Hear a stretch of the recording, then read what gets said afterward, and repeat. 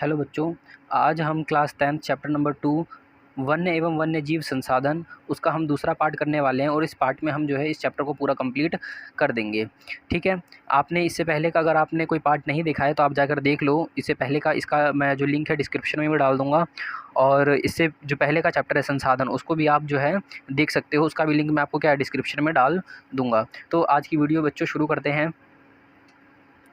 तो जो आज का जो पहला टॉपिक है वो है वनस्पति जात और प्राणी जात के ह्रास के कारण, यानी कि ऐसा कौन कौन सा कारण है जिससे वनस्पति का ह्रास हुआ, यानी कि जो हमारे पेड़ पौधे हैं उसका ह्रास हुआ। प्राणी जात मतलब जो हमारे जीव जंतु है उनका ह्रास, ऐसे कौन कौन से कारण हैं जिससे हुआ। इसके बाद देखो, पहला जो इसका कारण है वो है कृषि में विस्तार। भारत के में वन संरक्षण के अनुसार 1951 और 1980 के बीच लगभग 26,200 वर्ग किलोमीटर वन क्षेत्र कृषि भूमि में बदल दिया गया। अधिकतर जनजातीय क्षेत्रों में, विशेष पूर्वोत्तर और मध्य भारत में झूम खेती अथवा बर्न खेती के चलते वनों की कटाई जो बहुत बड़े मात्रा में हुई, जिससे क्या हुआ, वनों का निम्नीकरण हुआ।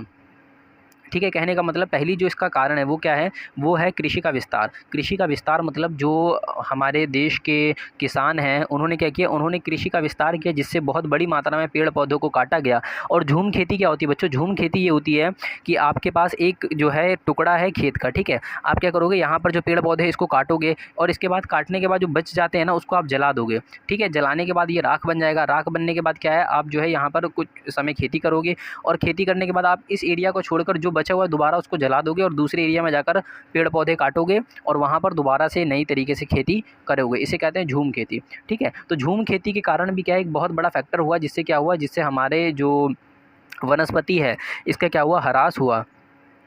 इसके बाद है संवर्धन वृक्षारोपण। जब व्यावसायिक महत्व के किसी एक प्रजाति के पादपों का वृक्षारोपण किया जाता है, इसे संवर्धन वृक्षारोपण कहा जाता है। भारत के कई भागों में संवर्धन वृक्षारोपण किया जाता है ताकि कुछ चुनिंदा प्रजातियों को बढ़ाया जा सके, उससे अन्य प्रजातियों का उन्मूलन हो गया। कहने का मतलब समझो, कहने का मतलब जो हमारे देश में जो धनी जो व्यक्ति होते हैं वो क्या करते हैं, वो जो है एक अपने फ़ायदे के लिए कुछ एक विशेष प्रकार का पौधा उगाते हैं, जैसे कि गुलाब की खेती करवा देंगे वो लोग, या फिर हर जगह क्या है, जो हर जगह आम का बाग लगा देंगे।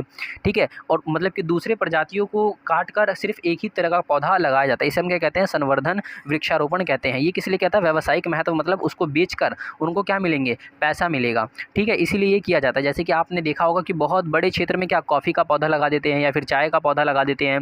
ठीक है, या फिर गुलाब को जो है, गुलाब का फूल का जो पौधा होता है उसको लगा देते हैं ताकि उसकी पंखड़ी को बेचे या फिर गुलाब के फूल को बेचकर क्या मिल सके, उनको पैसा मिल सके। ठीक है, तो ये एक बहुत बड़ा कारण था जिसके कारण क्या हुआ, जिसके कारण जो हमारा अन्य जो पेड़ पौधे हैं उनका ह्रास हुआ, क्योंकि इनको बहुत बड़े क्षेत्र में लगाना है तो और काट कर भी क्या है उस क्षेत्र में इसको लगाना पड़ता है। अगला देखो बच्चों, अगला है विकास परियोजना। विकास परियोजना आज़ादी के बाद बड़े पैमाने पर कई विकास परियोजनाओं का मूर्त रूप दिया गया।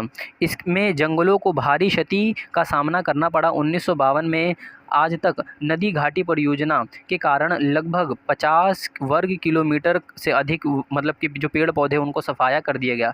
कहने का मतलब 50 वर्ग किलोमीटर, ये आप मतलब 50 जो 5,000 वर्ग किलोमीटर है, इतना बड़ा क्षेत्र को क्या किया गया, पेड़ पौधे थे उन सब पेड़ पौधों को काट दिया गया और उस सब को काट कर क्या यहाँ पर बांध बनाने के लिए बड़ी बड़ी जो है क्या है, हम उसको कहते हैं एक खम्बा टाइप का, उसको खड़ा किया गया ताकि क्या यहाँ पर बांध बनाया जा सके और यहाँ पर क्या है, यहाँ पर पानी आके जमा हो सके। इसके लिए ये पूरा का पूरा एरिया साफ़ किया गया कि ताकि जो पानी है यहाँ पर आए और यहाँ पर क्या एक बहुत बड़ी दीवार बनाई गई। आपने देखा भी होगा फिल्मों में। और यहाँ पर क्या कर दिया, यहाँ पर बच्चों जो छोटे छोटे छेद कर देते हैं ताकि पानी क्या हो, पानी जा सके। ठीक है, तो बांध परियोजना सोचो कितने बड़े लेवल पर हमारे पेड़ पौधों को इस बांध परियोजना से हमें क्षति पहुँची है। खनन, खनन का मतलब आप जानते होंगे बच्चों, आपने 9th में भी पढ़ा होगा। ठीक है, खनन क्या होता है, खनन मतलब होता है जब हम किसी संसाधन को निकालने के लिए, मान लो कोयला हो गया, पेट्रोलियम हो गया, उसको निकालने के लिए हम क्या करते हैं, हम ज़मीन को खोदते हैं, उसे हम क्या कहते हैं, खनन कहते हैं। खनन से कई क्षेत्रों में जैव विविधता का भारी नुकसान पहुंचा है। उदाहरण, पश्चिम बंगाल में बक्सा टाइगर रिजर्व में डॉल्फिन डोलोमाइन का खनन। देखो इससे होता क्या है, ये कह क्या रहा है बच्चों, ये कह ये रहा है कि जो खनन होता है, खनन प्रक्रिया क्या होती है बाबू, जब खनन प्रक्रिया होती है ना, तो आसपास के ये जो जंगल है, अगर यहाँ पर संसाधन निकलेंगे तो इस एरिया में क्या करेंगे, वो खुदाई करेंगे और आसपास का जो जंगल है उन सबको क्या करेंगे, उन सब का सफाया कर देंगे। ठीक है, समझ में आ गया। खनन, ये भी खनन भी क्या है, खनन भी हमारे लिए जो पेड़ पौधे हैं इसके लिए क्या है, एक गलत चीज़ है। अब संसाधनों का असमान बंटवारा, क्या, संसाधनों का असमान, असमान मतलब होता है किसी को ज़्यादा किसी को कम, यानी कि अमीर और गरीब के बीच संसाधनों का बंटवारा होता है। इससे अमीर लोग संसाधनों का दोहन करते हैं और पर्यावरण को अधिक नुकसान पहुंचाते हैं। कहने का मतलब समझो बाबू, क्या होता है पता है, ये जो मतलब कि जो अमीर है उनके पास है ना बाबू, क्या होता है, उनके पास संसाधन बहुत बड़ी मात्रा में, या तो वो सरकार से पैसा देते हैं सरकार को और संसाधन बड़ी मात्रा में ले लेते हैं कि ये पूरी ज़मीन सरकार अपने पास ले लेंगे। और जब ये पूरी ज़मीन अपने पास ले लेंगे, अभी हमने ऊपर पढ़ा था कि वो क्या करते हैं, व्यावसायिक कृषि करते हैं। तो व्यावसायिक कृषि करने के लिए इस पूरे एरिया में क्या उगा देंगे, चाय या फिर कॉफ़ी उगा देंगे, और यहाँ पर जितने पेड़ पौधे हैं उन सबको क्या कर देंगे, काट कर समाप्त कर देंगे, और यहाँ पर सिर्फ एक ही प्रकार का पौधा लगाएंगे। वो कौन सा को पौधा होगा, कॉफ़ी का पौधा। ठीक है, अब जो कॉफ़ी का पौधा उन्होंने लगाया, क्या बच्चे, वो जो कॉफ़ी का पौधा लगाया, उस कॉफ़ी के पौधों के चक्कर में उसने कितने सारे पौधे क्या कर दिए, काट दिए। समझ में आ गया। इसके बाद देखो, इसके बाद है हिमालयन यव। बाबू देखो, ये हिमालयन यव क्या है, हिमालयन यव की अगर बात करें, चीड़ के प्रकार का एक सदाबहार वृक्ष है। सदाबहार वृक्ष मतलब ऐसा वृक्ष जो कि पूरे वर्ष क्या होता है, पूरे वर्ष हरा भरा रहता है।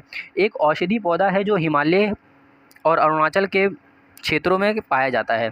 ठीक है, कहाँ पाया जाता है, ये हिमालय और अरुणाचल प्रदेश के क्षेत्रों में पाया जाता है। अब इसके बाद ये जो औषधि का जो पौधा है, ठीक है, इसका हम इस्तेमाल कहाँ करते हैं, ये भी देखो, पेड़ की छाल, पत्तियाँ, टहनियाँ और जड़ों में टक्सोल नामक रसायन निकाला जाता है। कौन सा नामक, टक्सोल नामक रसायन निकाला जाता है। इससे कैंसर, जो कैंसर का रोग होता है उसका इलाज भी हम क्या करते हैं, इससे करते हैं। तो अभी हमने जो पढ़ा वो क्या है, हिमालय के क्षेत्र में पाया जाता है, और इससे हम क्या है, टक्सोल नामक क्या निकालते हैं, रसायन निकालते हैं। और इसका उपयोग हम किस लिए करते हैं, जो कैंसर होता है, कैंसर की बीमारी जो होती है उसके उपचार यानी कि उसके इलाज के लिए करते हैं। इसका अभी हम ये नुकसान की अगर बात करें, हिमालय प्रदेश में, अरुणाचल प्रदेश में कई क्षेत्रों में यव के हज़ारों जो पेड़ हैं वो क्या हो गए बाबू, सूख चुके हैं। क्या हो चुके हैं, सूख चुके हैं। अब सूखने का, अब इससे हमें नुकसान क्या होगा, इससे हम जो कैंसर की दवाई बनाने वाले थे वो दवाई अब हम नहीं बना पाएंगे। और क्या है, और जैव विविधता भी क्या होगी, प्रभावित होगी, क्योंकि एक जब वृक्ष सूख गया इतने बड़ी मात्रा में तो क्या होगी, उससे आने वाले समय में वो क्या हो जाएगी, सुभेद जातियों में इंक्लूड हो जाएगी, और धीरे धीरे क्या हो जाएगी, वो विलुप्त होने के कगार पे आ जाएगी। इसके बाद कम होते संसाधनों के सामाजिक प्रभाव। तो बच्चों अब जो है इसमें क्या है, संसाधनों के कम होने से समाज पर प्रतिकूल मतलब होता है बाबू गलत प्रभाव। क्या होता है, गलत प्रभाव पड़ता है। कुछ चीज़ इकट्ठा करने के लिए महिलाओं को अधिक बोझ होता है। कहने का मतलब महिलाएं जो होती है, सबसे जो बुरा प्रभाव पड़ता है वो महिलाओं पर भी इनका पड़ता है। क्या है, पहले ईंधन जो होता है, ईंधन मतलब लकड़ियाँ इकट्ठा करने के लिए। ठीक है, इसके बाद चारागाह मतलब जो क्या नाम है, जो भेड़ बकरियां होती हैं उनको चराने के लिए क्या होता है बाबू, उनको जब चराने जाया जाता है या फिर उनको पालने पोसने के लिए ना आपको हरी पौधे और इसके बाद घास फूस की ज़रूरत पड़ती है। ठीक है, तो इसके लिए महिलाओं को क्या बहुत दूर चल के जाना पड़ता है। पेयजल मतलब अगर जब संसाधनों की कमी होगी तो क्या होगा, महिलाएं जो हैं उनको क्या बहुत दूर पानी लाने के लिए भी जाना पड़ता है। अगर आपने दक्षिण अफ्रीका के बारे में सुना होगा तो वहाँ पर आपने देखा भी होगा। और अन्य मूलभूत की जो चीज़ें होती है उसके लिए उनको क्या बहुत दूर पैदल चलकर जाना पड़ता है। इन संसाधनों की कमी होने से महिलाओं को अधिक कार्य करना पड़ता है। कुछ गाँव में पीने का पानी लाने के लिए महिलाओं को कई किलोमीटर दूर तक चल के जाना पड़ता है। वन उन्मूलन से बाढ़ और सूखा जैसी प्राकृतिक विपदाएं बढ़ जाती है, जिससे गरीब को काफ़ी कष्ट पहुंचता है। कहने का मतलब समझो, जब आपने अगर हमारा पहला चैप्टर पढ़ा होगा संसाधन, उसके अंदर हमने पढ़ाया था कि मृदा अपरदन के बारे में। ठीक है, मृदा अपरदन के बारे में याद करो, मैंने पढ़ाया था। तो उसी के साथ मैंने आपको बताया था कि जब हम पेड़ पौधे लगाते हैं, क्या लगाते हैं बाबू, पेड़ पौधे लगाते हैं, तो रक्षक मेखला के बारे में हमने बताया था आपको। उसमें अगर आपने नहीं देखा तो आप जाकर उसको देख लो ताकि आपको और अच्छे से क्लियरिफाई हो जाए। तो जब पेड़ हम लगाते हैं तो उसकी जो जड़ होती है वो क्या कर लेती है, मिट्टी को पकड़ कर रखती है। और अगर हम इस पेड़ को ही काट दें, क्या कर दे बाबू, इस पेड़ को ही काट दे, इस पेड़ को ही अबॉलिश कर दे, ठीक है, तो क्या होगा, इस पेड़ को जब हम काट देंगे तो इसकी जो जड़ थी वो भी समाप्त हो जाएगी, खत्म हो जाएगी। अब यहाँ से जो बाढ़ आएगा, जो कुछ भी आएगा वो क्या है, इस पेड़, ये जो पेड़ था जो मिट्टी को पकड़ के रखा था, अब ये मिट्टी को पकड़ के रखेगा नहीं। अब क्या, ये मिट्टी के साथ बड़ी तेज़ी से ढह जाएगा। और तो और यहाँ पर क्या होगा बाबू, बाढ़ बहुत तेज़ी से आएंगे। क्या होगा, बाढ़ बहुत तेज़ी से आएंगे, क्योंकि जब पेड़ है ही नहीं, जिसके कारण आप बाढ़ की जो स्पीड है, जो वहाँ से आने का पानी है, उसको आप कंट्रोल कर सको। ठीक है, इसके बाद कई जगह पे सूखा पड़ जाएगा। सूखा पड़ने का मतलब समझो बाबू, कि जब अगर हम वनस्पति का ह्रास करते हैं, तो जो वनस्पति हो गया या फिर जीव जंतु का ह्रास करते हैं, तो पेड़ पौधे जो होते हैं ना बाबू, वो क्या करते हैं, उनके जो पत्तियां होती है वो जो है मेघ मतलब बारिश को क्या करते हैं, अपनी ओर आकर्षित करते हैं।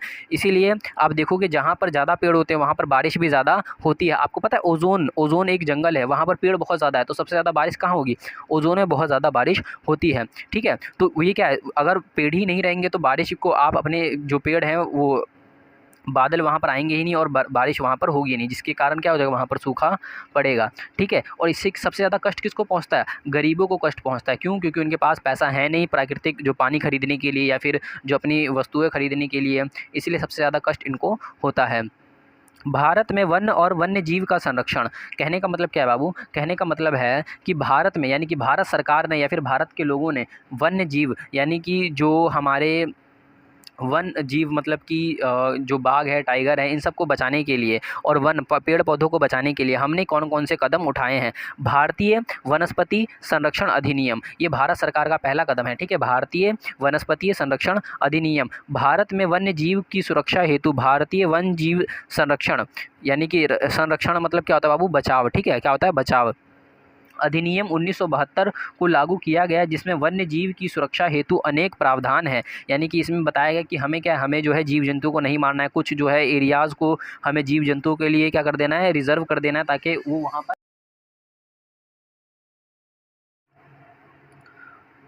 तो बच्चों, अब जो है वन एवं वन जीव संरक्षण की आवश्यकता क्यों है, इसको भी समझो। वन्य और वन्य जीव की आवश्यकता किस ज़रूरत किस लिए है। वन एवं वन्य जीव संरक्षण से पारिस्थितिकी विविधता बनी रहती है और हमारे जीवन की मूलभूत आवश्यकता जलवायु, मृदा आदि बने रहते हैं। ये विभिन्न जातियों में बेहतर जनन के लिए वनस्पति और पशुओं में जीन्स विविधता को भी संरक्षित करते हैं।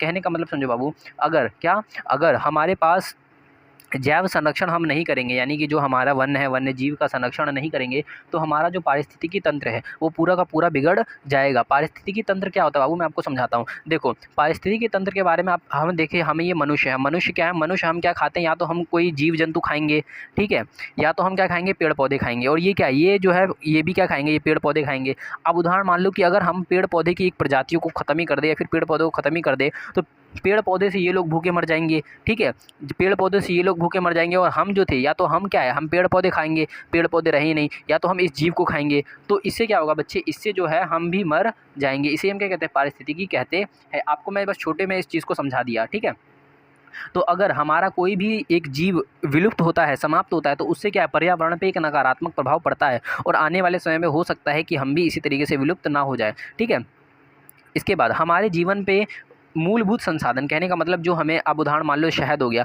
शहद हमें किससे मिलता है, मधुमक्खी से मिलता है। अगर मधुमक्खी ही खत्म हो गई तो हमें शहद कहाँ से मिलेगा। ठीक है, तो वही मूलभूत जो संसाधन है जो हमें जीने के लिए आवश्यक है, वो क्या है, वो भी है जो हमें इनसे मिलता है, वो भी समाप्त हो जाएंगे। इसके बाद जो जल है, वायु है, मृदा है आदि बने रहते हैं। कहने का मतलब समझो, अगर मान लो कि हमने देखा कि अगर आपने पेड़ की बहुत बड़ी मात्रा में कटाई की, तो हमने देखा कि पेड़ों में क्या होता है, जड़ होते हैं। जड़ क्या करते हैं, मृदा को पकड़ लेते हैं। अगर पेड़ों में जड़ ना हो, अगर कहीं यहाँ से बाढ़ आए तो बहुत तेज़ी से बाढ़ आएगी और मिट्टी को भी अपने साथ लेकर चली जाएगी। और तो और बाढ़ को भी जो उसकी स्पीड है वो भी क्या होगी, बहुत ज़्यादा हाई होगी। ठीक है, तो इस चीज़ को रोकने के लिए हमें यहाँ पर क्या है, बहुत सारे पेड़ लगाने पड़ेंगे। याद करो, मैंने आपको पहला चैप्टर संसाधन वाले चैप्टर में मैंने आपको ये चीज़ पढ़ाई थी, जहाँ पर मैंने आपको रक्षक मेखला हो गया, समुच्चय रेखीय जुताई हो गया, इन सबको मैंने पढ़ाया था। अगर आपने नहीं देखा तो आप जाकर उसको देखो, ताकि आपको अच्छे से वो भी चैप्टर समझ में आ जाए। ठीक है, तो इस चीज़ को हमें बनाए रखने के लिए भी क्या है बच्चे, जो जल, वायु, मृदा, इन सबको बनाए रखने के लिए भी हमें जो पेड़ पौधे या फिर वनस्पति की आवश्यकता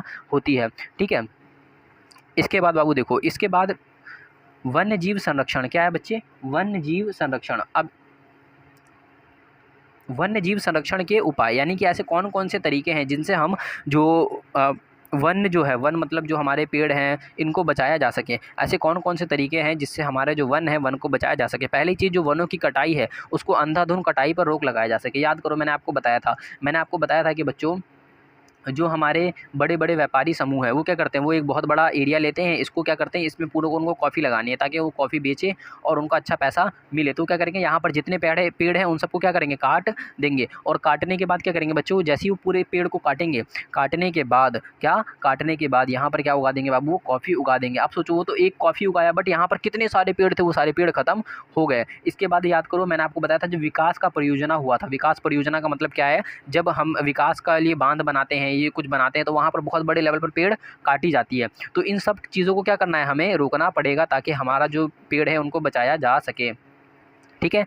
इसके बाद जो पशुचारण है, अनियंत्रण पशुचारण, इसको क्या किया जाए, इसको नियंत्रित किया जाए। कहने का मतलब हमें जो है ना पशुचारण के लिए एक एरिया डिफाइन करना पड़ेगा कि यहाँ पर आप पशु चरा सकते हैं और यहाँ पर आप पशु नहीं चरा सकते। याद करो, ये किस लिए बच्चों, ये इसलिए बताया जा रहा है ताकि यहाँ पर जो पेड़ पौधे हों, यहाँ पर जो चीज़ें हों, उन पेड़ पौधों में जड़ होती हैं, और जो जड़ होती हैं वो क्या करती है, मिट्टी को पकड़ कर रखती है। और जब ये मिट्टी को पकड़ कर रखेंगी तभी तो हमारा जो मृदा अपरदन है उसको समाप्त किया जाएगा। अगर मान लो कि यहाँ पर भी जो भेड़ बकरी आकर पेड़ पौधे ख़त्म कर दे, इधर भी ख़त्म कर दे, तो एक नकारात्मक प्रभाव पड़ेगा। जब बाढ़ आएगा तो बहुत तेज़ी से आएगा। इसके बाद क्या, इसके बाद मृदा अपरदन भी बहुत तेज़ी से हो जाएगा। ठीक है। इसके बाद लकड़ी के जो ईंधन का कम से कम उपयोग किया जाए। कहने का मतलब याद करो, आप गाँव में अगर जाते होगे, अगर आप यूपी से हो, बिहार से हो, उड़ीसा से हो, तो गाँव देहात में क्या होता है बच्चे, गाँव देहात में क्या है, जो खाना बनता है, क्या बाबू, जो खाना बनता है वो खाना किससे बनता है, वो जो है चूल्हे पर बाबू, जो एक चूल्हा होता है उनका गांव देहात का, वो अजीब सा ही चूल्हा होता है। यहाँ पर 4 वो निकले रहते हैं, इसके नीचे क्या है, लकड़ियाँ डाली जाती है। और ये थोड़ा मेरे को बनाना नहीं आ रहा, मेरी ड्राइंग भी ऐसी भी ख़राब है, मगर आप समझ सकते हो, आपने अगर देखा हो तो उसमें क्या है, लकड़ियों का इस्तेमाल करते हैं, आग जलाते हैं और फिर हम उससे खाना बनाते हैं। इससे होता क्या बाबू, लकड़ी जो एक संसाधन है वो तो बड़ी मात्रा में ख़त्म हो रही है। इसके बाद आप बेड बनाते हो, इसके बाद आप दरवाज़ा बनाते हो, तो ये बहुत बड़ी मात्रा में क्या हो रही है बाबू, लकड़ी ख़त्म हो रही है, जिसकी वजह से हमें लकड़ियों का संरक्षण करना पड़ेगा। ऊर्जा के वैकल्पिक साधन, यानी कि हमें अब लकड़ियों के अलावा कोई दूसरा साधन ऊर्जा का देखना पड़ेगा। हो सकता है हम क्या करें, हम जो है जो पवन ऊर्जा है, सौर ऊर्जा है, हम इसका इस्तेमाल करें और इससे क्या है, उससे जो है हम एनर्जी जो अपना बनाएं। ठीक है। इसके बाद वन्य क्षेत्र बढ़ाने के लिए वन्य क्षेत्रों का निर्धारण देखो, वन्य क्षेत्र बढ़ाने के लिए वन्य क्षेत्रों का निर्धारण करना चाहिए। कहने का मतलब समझो बाबू, वन्य क्षेत्र बढ़ाने के लिए ये चीज़ समझो आप। देखो सरकार क्या करती है पता है, सरकार है ना, अब वन्य क्षेत्र को बढ़ाने के लिए वो है ना, जैसे कि ये एरिया है, इस एरिया में है ना वो घोषित कर देगी कि यहाँ पर सिर्फ पेड़ लगेंगे। क्या लगेंगे बाबू, पेड़। इससे क्या होगा, मान लो ये शहर का एरिया, क्योंकि आपको पता है शहर में तो बहुत जनसंख्या रहती है, और शहर में छोटे छोटे घर रहते हैं 25-25 गज के। तो अब क्या है, सरकार ने ये डिसाइड कर दिया कि इस एरिया में सिर्फ पेड़ रहेंगे, यहाँ पर कोई घर नहीं बनाएगा। ठीक है। तो यहाँ पर कोई पेड़ काटेगा तो उस पर क्या होता है, उस पर जुर्माना लगता है, उसको कार्रवाई भी कर दी जाती है। ठीक है। ठीक है बच्चों, अब देखो अगला क्या है, बाघ परियोजना। क्या है अगला, वो है बाघ परियोजना। हमारी सरकार ने बाघों को संरक्षण यानी कि बाघों को बचाने के लिए हेतु प्रोजेक्ट टाइगर अथवा बाघ परियोजना का आरंभ किया है। इसका उद्देश्य अपने देश में बाघों को अच्छी उत्तरजीविका एवं संवर्धन करना है। इस परियोजना के तहत बाघों को संरक्षित किया गया है। कहने का मतलब समझो, देखो बाबू क्या था पता है, अभी है ना, अभी तकरीबन 1980 के दशक में क्या हुआ बाबू, 1980 के दशक में हुआ ये कि वहाँ पर है ना बांध जो हमारे बाघ थे, क्या बच्चे, बाघ, इसको बहुत बड़ी मात्रा में मारा गया। और मारने के बाद इसका क्या है, इसकी खाल का जो है बेचा जाता था, या फिर जो बाघ मारने को एक दिखाते थे कि देखो हमने बाघ मार के आए हैं। जिससे क्या हुआ बच्चे, इसकी जो बाघ जो है इनकी संख्या बहुत तेज़ी से घटने लगी। तो सरकार ने ना बाघ परियोजना निकाला, जिसके अंतर्गत ये कहा गया कि अब जो है बाघ को मारना क्या होगा, उस पर जुर्माना लगेगा, उस पर जो है कानूनी कार्रवाई की जाएगी, जिससे क्या है बच्चों, बाघों को बचाया जा सके। ठीक है। टाइगर रिज़र्व, जो बक्सा टाइगर रिज़र्व जो है आपका, फिर इसके बाद डोलोमाइन के कारण गंभीर खतरे में है। कहने का मतलब जो बक्सा टाइगर रिज़र्व है, जो कि आपको याद करो मैंने बताया था कहाँ पर है, ये बंगाल में है ना, तो वहाँ पर जो डोलोमाइन है उसकी जो खुदाई की वजह से ये क्या है, बहुत ज़्यादा गंभीर खतरे में है। ठीक है। इसीलिए वहाँ पर जो खनन है उसको जो है वहाँ के लोग जो है उसका विरोध भी बहुत बड़ी मात्रा में करते हैं। ठीक है बच्चों, अब आगे आ जाओ, आगे हम पढ़ते हैं। आगे है जो हमारा प्रोजेक्ट टाइगर है, इसके बारे में और आगे पढ़ते हैं। प्रोजेक्ट टाइगर विश्व की बेहतरीन वन्य जीव परियोजनाओं में से एक था। इसकी शुरुआत 1973 में हुई। उत्तराखंड में कॉर्नेट राष्ट्रीय उद्यान, पश्चिम बंगाल में सुंदरवन राष्ट्रीय उद्यान, मध्य प्रदेश में बांधवगढ़ राष्ट्रीय प्रधान, राजस्थान में सरिस्का वन्य जीव पशु विहार, ठीक है, असम में मानस बाघ रिजर्व और केरल में पेरियार बाघ रिजर्व। ये जो है बच्चे, ये सब किस लिए? ये बाघ संरक्षण हेतु जो परियोजना का उदाहरण है। यानी कि यहाँ पर क्या है, हमने बाघों को, क्या बाघ मतलब जो हमारे टाइगर्स हैं उनको हमने क्या किया है, रिजर्व किया है। यहाँ पर उनकी संख्या जो है हमने रिजर्व रखी है ताकि क्या है, उनको भविष्य में कोई खतरा ना हो। ठीक है, ये क्वेश्चन आता है कब शुरू किया गया? ये शुरू कब किया गया बाबू? 1973 में। कब शुरू किया गया? 1973। मैंने आपको बताया था ना क्यों शुरू किया गया, क्योंकि बाघों को बहुत बड़ी मात्रा में मारा जा रहा। आगे देखो बाबू, आगे है भारत में प्रोजेक्ट टाइगर को शुरुआत करने का उद्देश्य। भारत में तीव्र गति से गिरती संख्या पर अंकुश लगाने की, मतलब जो हमारी जो बाघों की संख्या है वो तीव्र गति से, मतलब कि बहुत तेज़ी से क्या हो रही थी, घटती जा रही थी। मैंने आपको बताया घटती क्यों जा रही थी, क्योंकि बाघों को मारा जा रहा था। ठीक है, बाघों की खाल एवं हड्डियों के व्यापार को रोकथाम के लिए, मतलब कहने का मतलब जो बाघ को मार कर उसकी जो खाल है बच्चों, उसको क्या है, उसको जो है बेचा जाता था, और उसकी हड्डियों को भी क्या किया जाता था, बेचा जाता था, इसके रोकथाम के लिए कि भाई आपसे इसको बेचा ना जाए।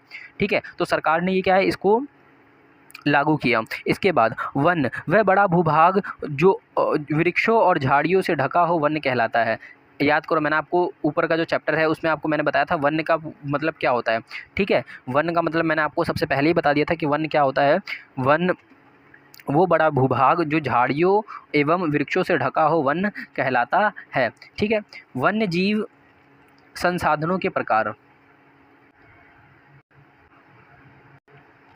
चलो बच्चों, आरक्षित वन, ये वे वन है जो इमारती लकड़ी तथा वन्य उत्पादनों को प्राप्त करने के लिए पूर्णतः सुरक्षित किए गए हैं। इन वनों में पशुचारण, जो हमारा पशुचारण जो होता है वो, और जो जो खेती करते हैं उनकी पूरी अनुमति नहीं है। इन वनों में सर्वाधिक मूल्यवान वन माना जाता है। भारत का लगभग आधा हिस्सा क्या है, इससे संरक्षित किया गया है। यानी कि भारत में जो वन है, वन आरक्षित वन की अगर कैटेगरी में जो भी क्षेत्र आ गया, वहाँ पर ना तो कोई खेती कर सकता है, नहीं वहाँ पर कोई जो है बाबू पशुचारण कर सकता है। ठीक है, वहाँ से आप लकड़ी भी फजूल का तोड़ के नहीं लाओगे, अगर लाओगे तो आप पर सरकार क्या कार्रवाई करेगी, डंडे मारेगी अच्छे से पकड़कर।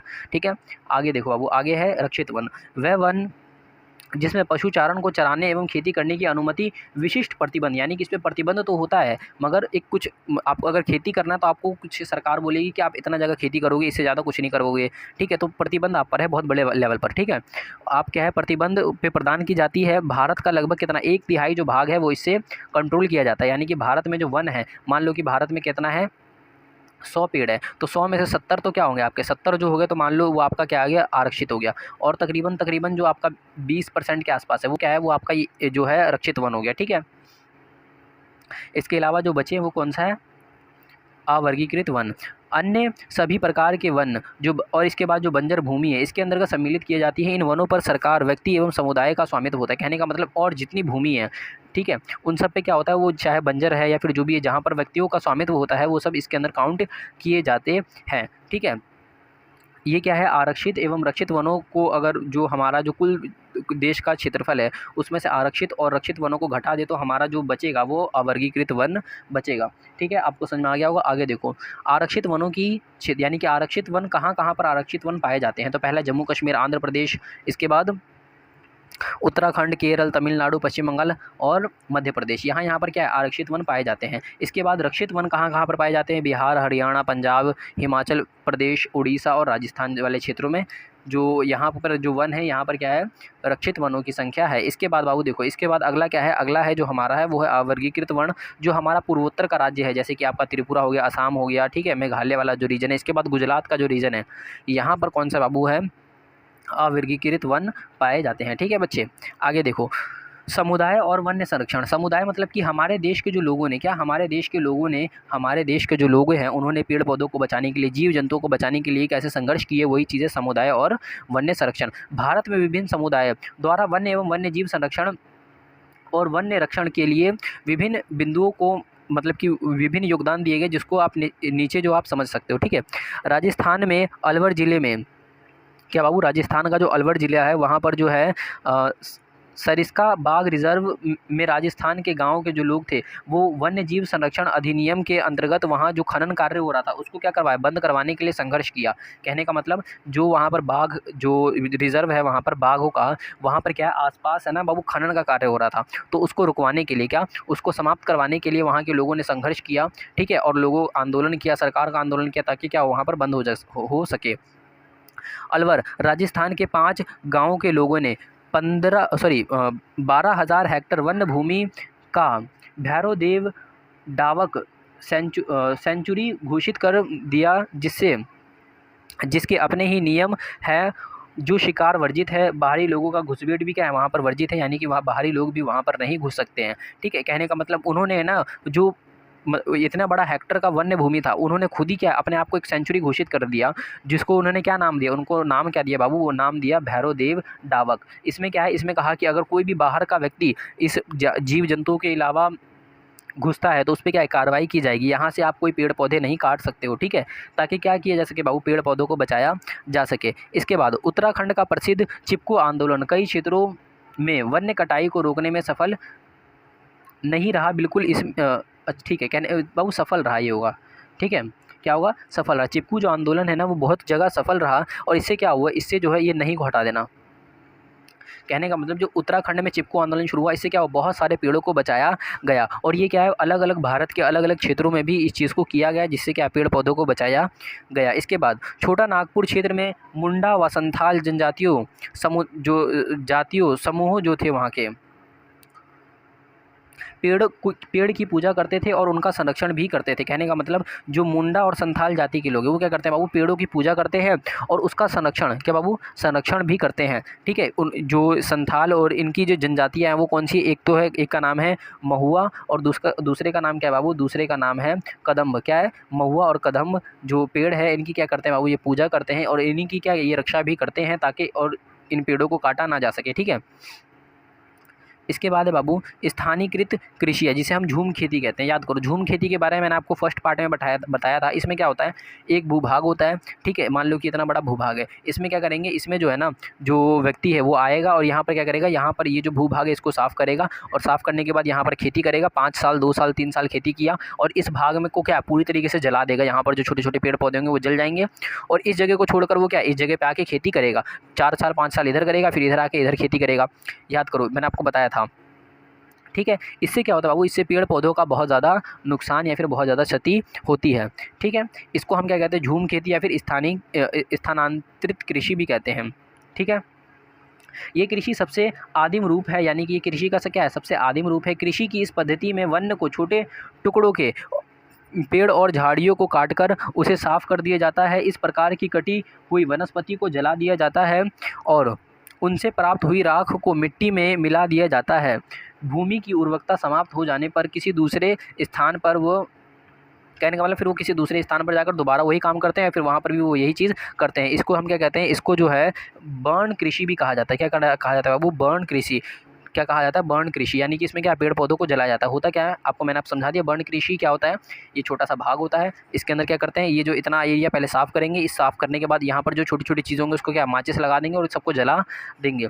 जलाने के बाद क्या करेंगे बाबू, ये जो जला दिया इसके बाद यहाँ पर क्या है कुछ कृषि करेंगे। कृषि करने के बाद फिर से क्या करेंगे, जब जो छोटे छोटे टुकड़े बचेंगे उसको जला देंगे और फिर यहाँ पर आकर अपना कृषि करेंगे। इसे क्या कहते हैं, झूम खेती कहते हैं। आई होप आपको समझ में आ गया हो, और ये जो चैप्टर है यहाँ पर ख़त्म होता है। ठीक है, तो ये वीडियो भी ठीक ठाक लंबा बन गया है, और अगर आपको ये वीडियो पसंद है बच्चों तो लाइक कर दो इस वीडियो को, सब्सक्राइब करो हमारे चैनल को। ठीक है, और तो और अपने दोस्तों के साथ शेयर कर दो ताकि जो है हमारी जो चैनल है ग्रोथ होता रहे, और आपको अगला जो है चैप्टर वो मिल जाएगा, इस चैप्टर अगला चैप्टर मिल जाएगा। ठीक है दोस्तों।